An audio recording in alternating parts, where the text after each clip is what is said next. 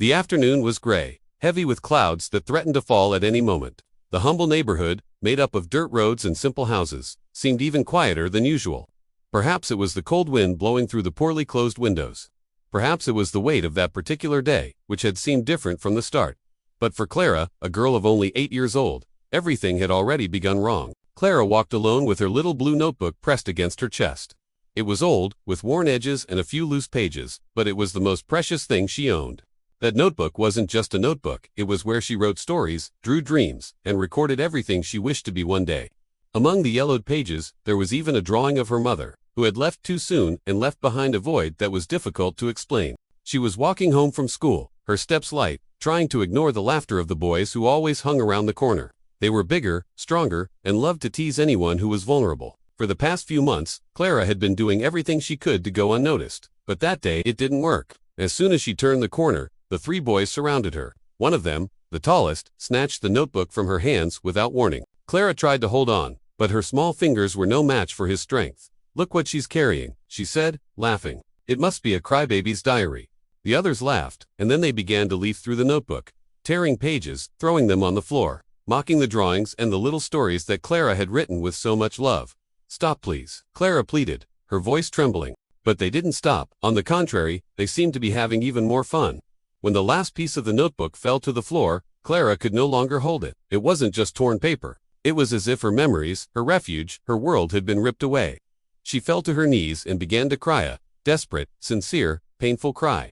And it was that crying ... that changed everything. Across the street, the roar of an engine echoed. A motorcyclist in a black jacket, full-face helmet, and imposing posture slowed down. He was known in the neighborhood, but nobody knew much about him. Some said he was dangerous. Others whispered that he had been through terrible things. And many simply avoided contact. It was best not to mess with someone who carried that kind of silence in his gaze. But at that moment, something inside him awakened. He slowly turned off the motorcycle, put the kickstand down, and stood there for a few seconds, simply observing the scene.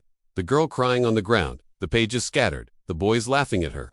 The wind ruffled the pages as if the street itself were indignant. So, without haste and without fear, he took off his helmet and walked towards the group. The boys stopped laughing when they realized who was approaching. The tallest one tried to disguise it. "We were just kidding." The motorcyclist didn't answer. He simply bent down beside Clara, picked up a torn sheet of paper, and ran his finger over the ruined drawing. Then he looked at the girl with a firm gaze, but one filled with something no one expected: kindness. "Is this notebook yours?" he asked in a deep, yet calm voice.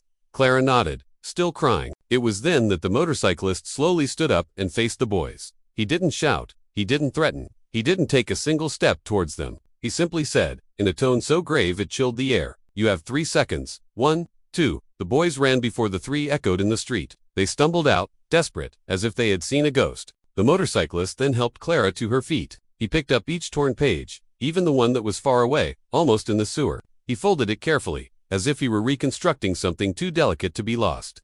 "Don't let anyone destroy what you create," he said, handing her the pages. "This is worth more than they realize." Clara wiped away her tears with the back of her hand. She tried to smile, but she was still shaken. "Thank you," she murmured. The motorcyclist put his helmet back on, but before getting back on the motorcycle he added, "If you ever get hurt again, talk to me. I'll be around." He started the motorcycle, turned around, and disappeared down the street. Clara watched until the engine's roar faded into the distance. She felt fear, but she also felt something new: protection. But what she didn't realize was that this wouldn't be the last time she would see the motorcyclist. In the following days, the boys changed completely. When they saw Clara, they lowered their heads and crossed the street. The girl began to walk with more confidence, even though the pain over the destroyed notebook remained. She tried to reassemble it at home, gluing the pages together with old tape, rewriting what she remembered. And little by little, the notebook became a part of her again. A month later, something strange happened. Clara was on her way to school when she saw a motorcycle parked in front of her house. It was the same black motorcycle. Her heart raced. The motorcyclist was talking to her grandfather, a tired but kind-looking man. As she approached, she heard her grandfather saying, "I thought you'd never show up again." Clara stopped immediately. She didn't understand. He would never appear again. "What do you mean?" The motorcyclist took off his helmet. This time, he looked different, more serious, heavier. "I took too long," he told his grandfather, "and she grew up without knowing who I was." The grandfather took a deep breath, gripping his cane tightly. "It's not too late yet, if you have the courage." Clara's eyes widened, unable to believe what she was hearing. The motorcyclist then turned to her. His eyes held something deep, painful, and familiar. Clara, he said, his voice breaking, I didn't show up that day by chance. I stopped, because I recognized you. Because I've been searching for you for years. And when I heard her cry, I knew. Clara took a step back, confused. It's me, double quotes. He took a deep breath. Your father. The wind blew strongly, raising dust. The world seemed to stop. The grandfather lowered his head. Clara brought her hands to her face. The motorcyclist, the man she thought was just a stranger, was the father she never knew. The father she believed had abandoned the family. The father she thought would never show up. But there he was, kneeling with tears in my eyes, asking for forgiveness without saying another word. I made a mistake, he said, his voice trembling. And I can't erase that. But if you let me, I want to try to be a part of your life, even if it's just a small part.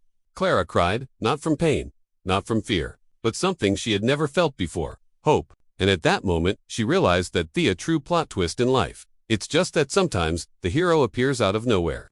This is exactly the person you've been waiting to find.